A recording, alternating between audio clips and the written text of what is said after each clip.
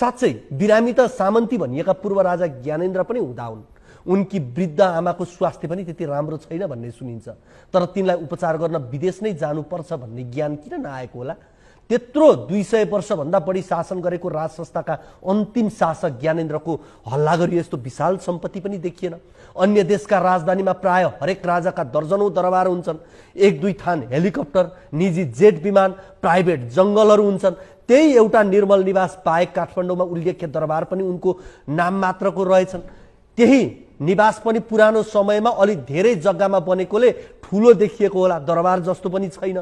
नागार्जुनमा उनी बस्ने घर जम्मा 4 कोठे छ अरे। नारायण हिटी नै पनि के नै दरबार जस्तो थियो र?